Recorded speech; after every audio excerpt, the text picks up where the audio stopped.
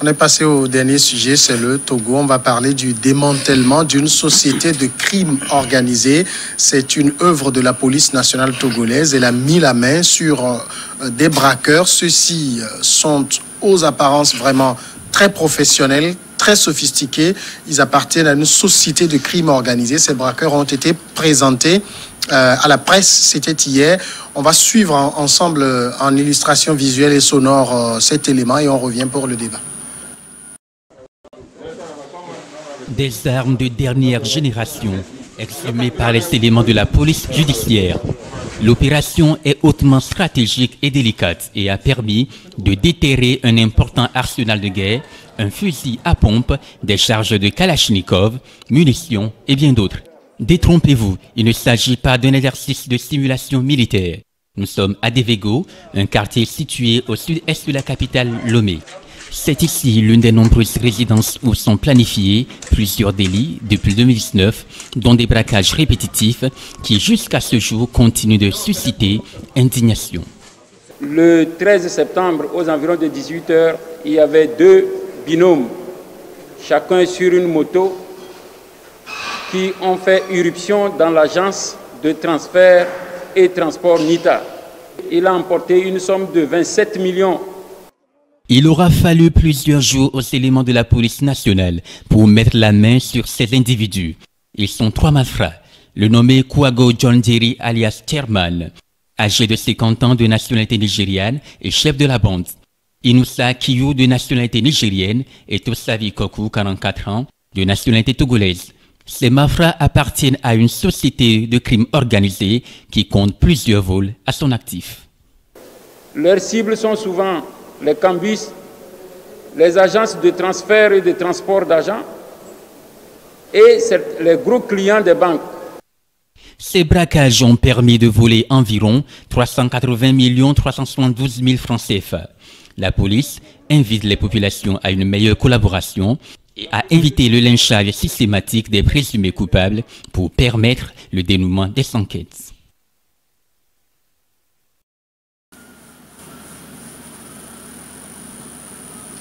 Voilà donc pour ce coup de filet de la police nationale qui a permis d'appréhender donc ces individus présumés braqueurs appartenant donc à une société de crime organisé. Francisco Napokura, c'est un véritable coup de maître de la police nationale togolaise.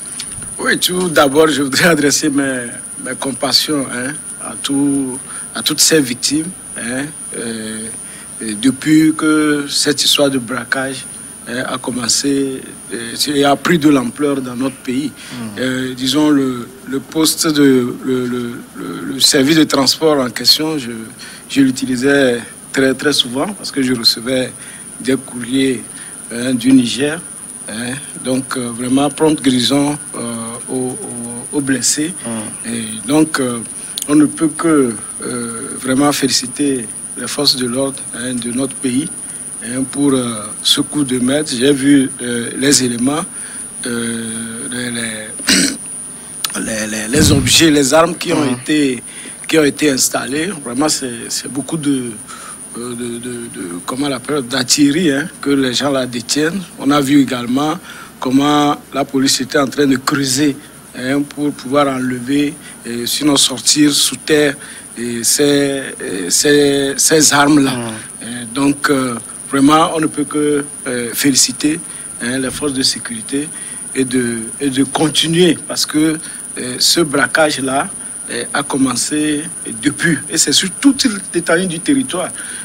Entrant, ça a sévi beaucoup sur la route de Palimé, mais lorsque ils ont mis les points de contrôle, voilà, les checkpoints, bien sûr aussi avec des pick-up qui font les va-et-vient, et donc ça a disparu sur la route. Sinon, il était pratiquement, disons, impossible de voyager, surtout les petits matins ou vers le soir sur la route de Palimé, vous êtes systématiquement braqué.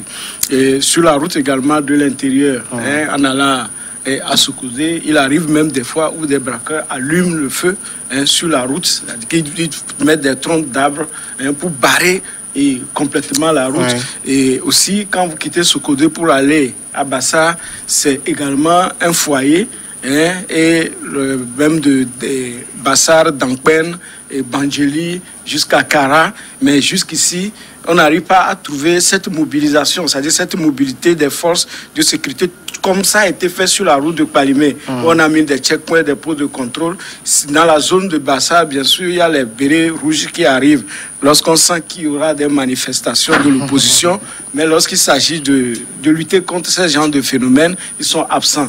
De même, également, lorsque vous allez dans la zone de Dapa, à partir de Mango, c'est aussi un endroit où les braqueurs sévissent beaucoup, jusqu'à Dapaon, 5AC, et même là où nous sommes, et ça continue. Et c'est des gens qui utilisent des fusils de guerre, comme je ne vais pas dire armes sophistiquées, mais c'est des kalachnikovs et des pistolets pour braquer. Et on se demande toujours où est-ce que les gens trouvent ces gens de matériel, et où est-ce qu'ils se cachent et où ils les cachent, et que bon, ici ce n'est que disons ce n'est qu'une goutte d'eau dans la mare, par rapport à ce que on nous a présenté. Nous on estime que ça doit être encore, il doit y avoir d'autres réseaux, qui sont là, et comme je l'ai dit, à l'intérieur également il y en a beaucoup. Je sais également que dans le cursus,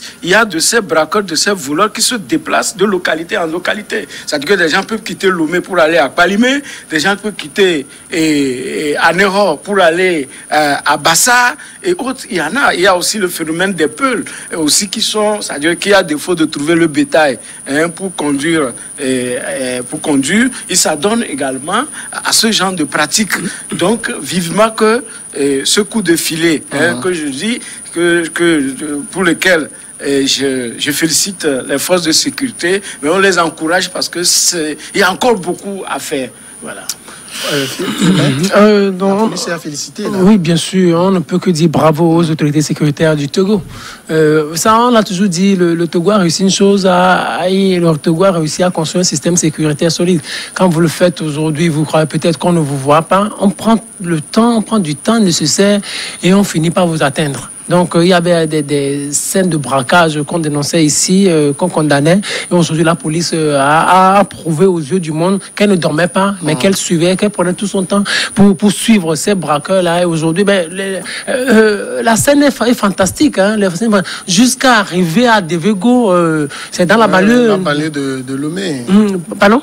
C'est dans la banlieue. Oui, c'est dans la banlieue nord dans la zone Baguida. Dans la zone Baguida, là. Donc, je pense que la police a eu à faire un excellent travail. Qui aurait cru, qui lui remet, c'est le temps que ces braqueurs ont eu pour construire leur société de crime organisé. Ils appellent société de crime organisé. Donc, c'est une société qu'ils ont, entre guillemets, légitimement construite. Non.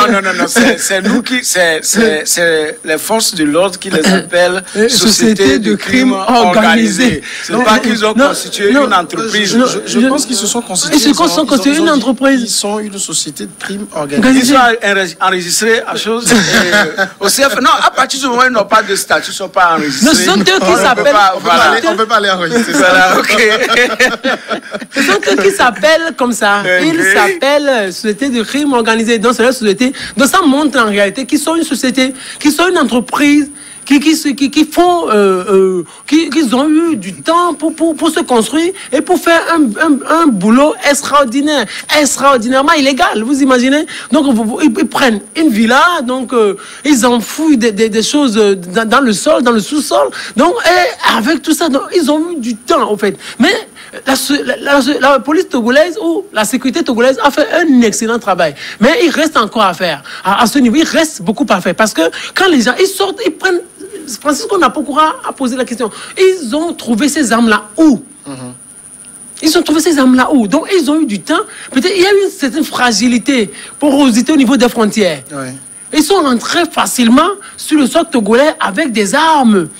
Et la police était où? Et la sécurité était où quand ils rentraient? C'est par la mer, c'était par la mer, c'était par les frontières terrestres, c'était par les frontières aériennes, c'était par où? Et donc, si dans un pays, on laisse ces gens-là où ils trouvent la facilité de rentrer facilement dans un pays avec tout cet arsenal. Vous imaginez tout ce qu'on vient de voir sur les écrans? Mais c'est extraordinaire. Donc on peut décimer des familles avec ça. On peut tuer facilement des gens avec ça. On en tue, c'est pas comme... Non, on en tue. Donc, si peut-être ils étaient animés d'un esprit beaucoup plus diabolique, ils pourraient peut-être décimer des familles.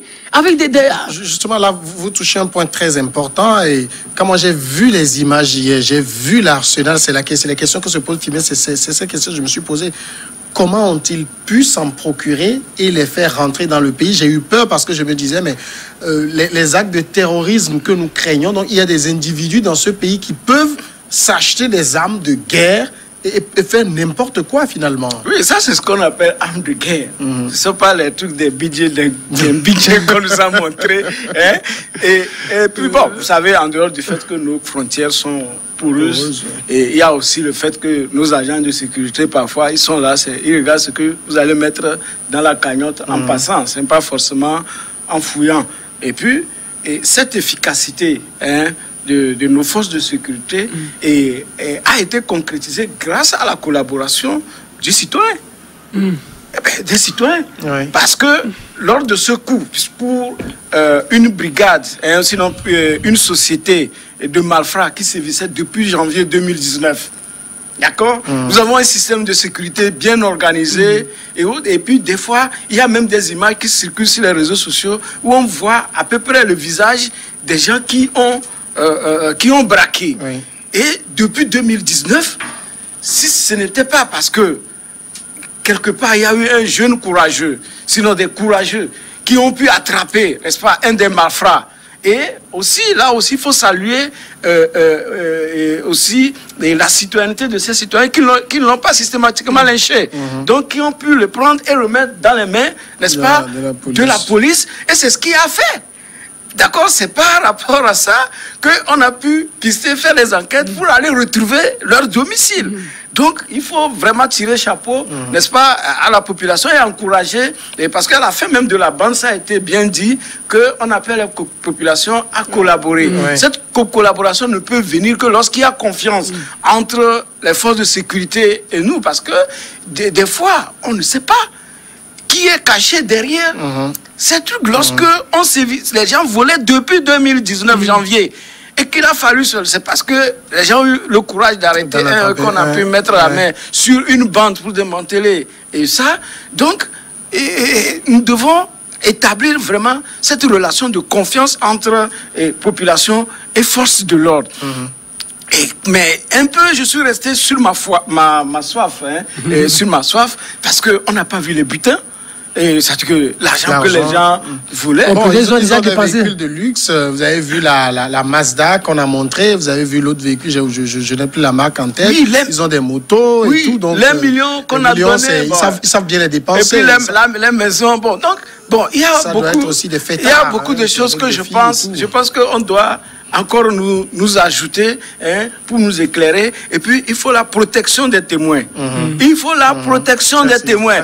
Moi, je ne veux pas entendre un jour ici qu'on va me dire que le jeune qui a attrapé, qui a aidé, n'est-ce pas, à démanteler le réseau, ne vit plus. Ça va être une catastrophe pour le pays. Et là, la confiance que je dis que nous devons instaurer entre forces de l'ordre et civils, ça va se dissiper. Ça va se dissiper. Voilà.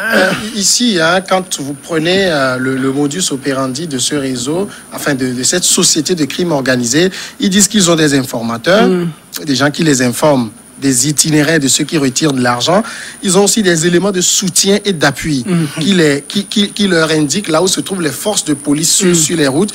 Mais il y a ils ciblent surtout des gens, soit qui ont fait de gros retraits dans les banques, ou bien des sociétés comme ils l'ont fait au niveau du grand marché, mais surtout pour ceux qui font de gros retraits. Je sais que dans les banques, les gros retraits ne se font pas au guichet. Il y a de la complicité quelque part. Oui, on n'arrive pas vraiment à démanteler ça. Oui, c'est ce que nous devons ajouter par rapport à votre question, c'est que l'enquête de la police ne doit pas s'arrêter là. C'est-à-dire, on prend des braqueurs, on les présente à la presse, on les envoie en prison, puis c'est fini. Non. Au contraire, c'est maintenant que doit même commencer le travail.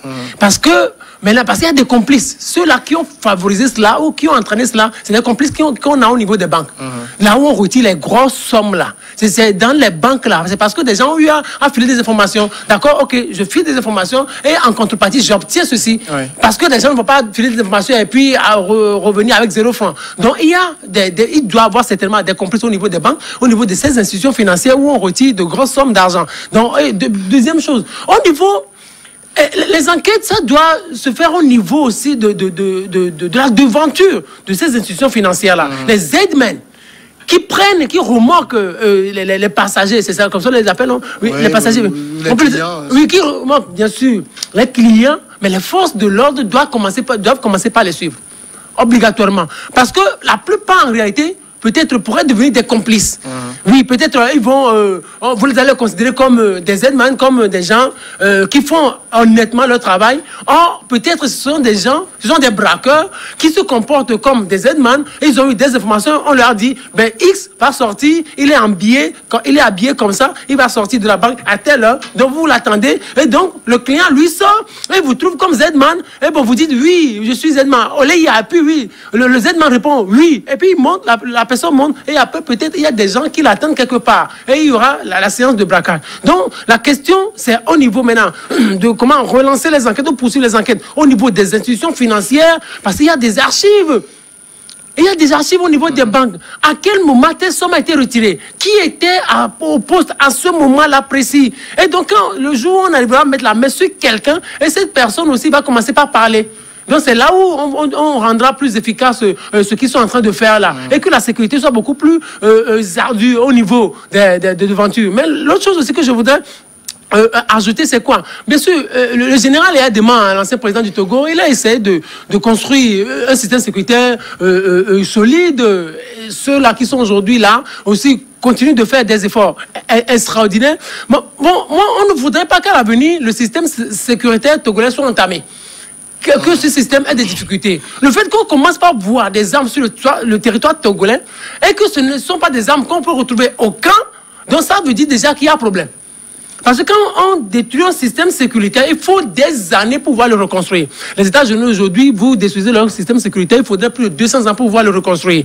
Donc, les Maliens n'ont pas de système sécuritaire. Aujourd'hui, le problème de la Côte d'Ivoire, l'un des problèmes, c'est parce que quoi? C'est parce qu'il y a des armes qui circulent dans le pays. L'un des problèmes du Nigeria, c'est parce qu'il y a des armes qui circulent dans le pays. L'un des problèmes du Mali, c'est parce qu'il y a des armes qui circulent dans le pays. Donc, aujourd'hui, il faut qu'on veille à ça, que les autorités sécuritaires togolaises veillent à ça pour qu'on puisse faire sortir toutes les armes qui circulent dans le pays, dans des maisons qui ne sont pas peut-être au niveau des forces armées, mais qui circulent dans des maisons comme cela. Que ces armes-là soient récupérées, que les enquêtes se poursuivent et que ces armes-là soient récupérées et qu'on puisse en faire ce qu'on pourrait en faire. Alors, puisqu'on était sur le côté complicité même au niveau des banques, quelqu'un me disait que parfois même c'est très facile lorsque il y a un client qui vient faire un gros retrait, je ne sais pas moi, 20, 30, 50, 200, 100, 300 millions.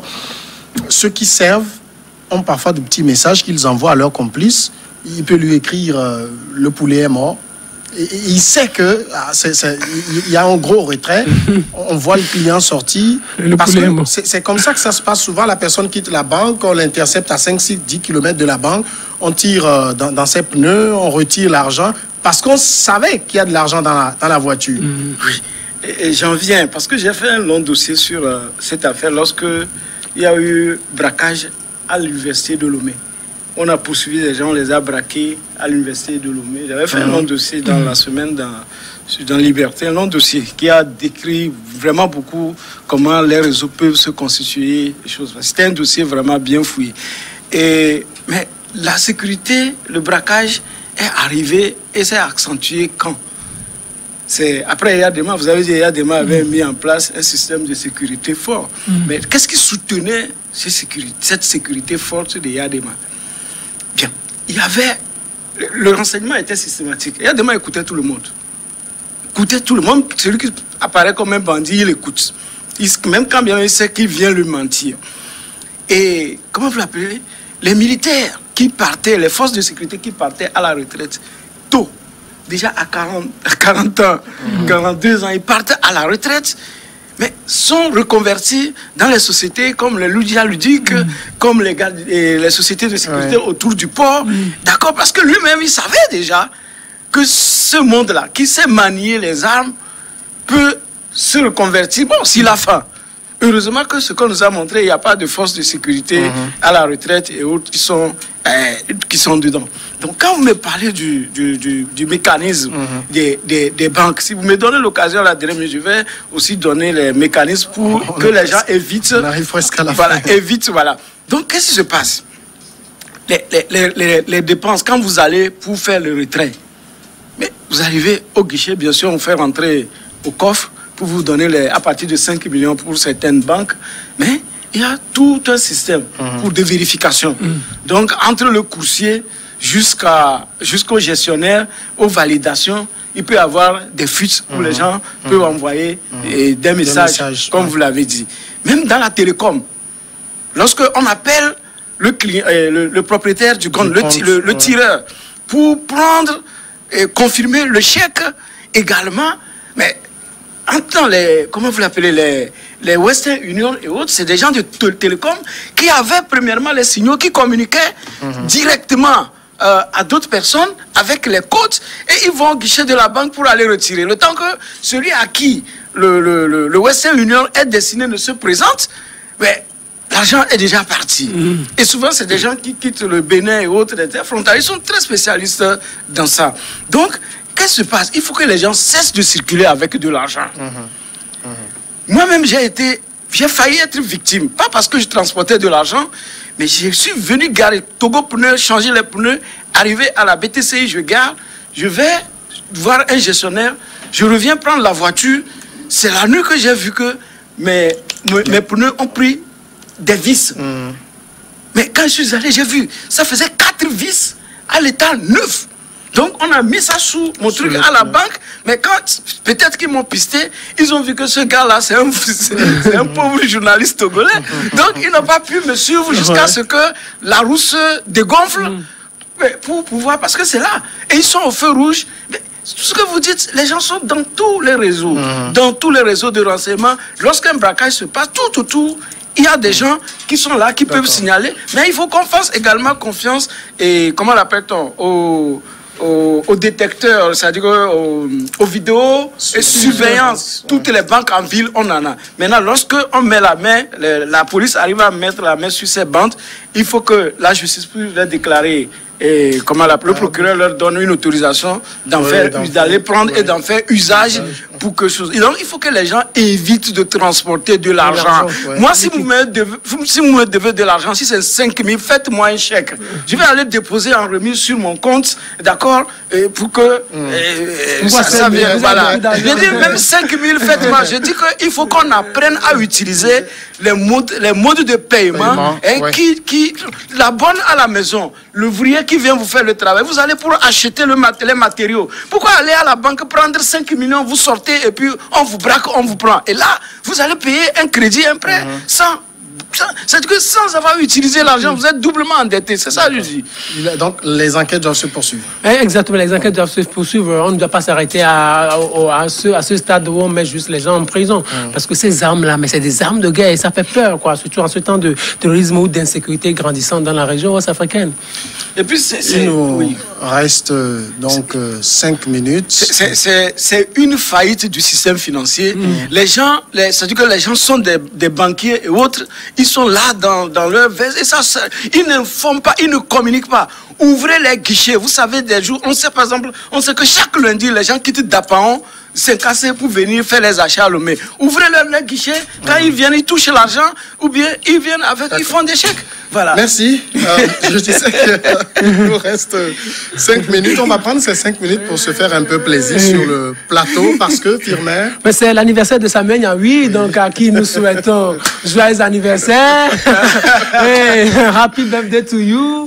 Si on peut chanter Happy birthday to you. Un anniversaire se fête. Happy birthday to you. Merci. Nous n'allons pas vous demander de nous donner l'âge. On sait que Happy birthday to you. Merci. Dans notre langue, on dit Jigbezanye Nao, Jigbezanye Nao, Jigbezanye Nao, Samuel Niaoui, Jigbezanye Nao. En français, on dit joyeux anniversaire. Joyeux anniversaire. Bravo, plein de bonheur, père. Merci. Plein de bonheur, Samuel Niaoui. Nous te souhaitons beaucoup de bonheur, que la grâce de Dieu inonde ta vie. encore beaucoup plus d'intelligence pour la présentation de ce débat. Bon, en fait, ça a été improvisé, donc nous n'avons pas prévu de flux. Donc, comme nous sommes en temps de Covid, il ne faut pas prendre des verres. Voilà, merci. Merci Samuel. Vous, téléspectateurs, vous êtes aussi invités. C'est de la sucrerie, hein, c'est de la sucrerie. Merci. Et puis que le Seigneur vous bénisse. Oui, merci. Le travail que vous faites est monstre à travers le Togo et le continent. Merci beaucoup. Les gens le reconnaissent et que Dieu vous accorde santé et prospérité. Le journaliste togolais aussi a besoin de gagner de l'argent. Absolument. Voilà. Merci beaucoup à vous tous. Merci à tous. Allez, santé. À santé. À demain.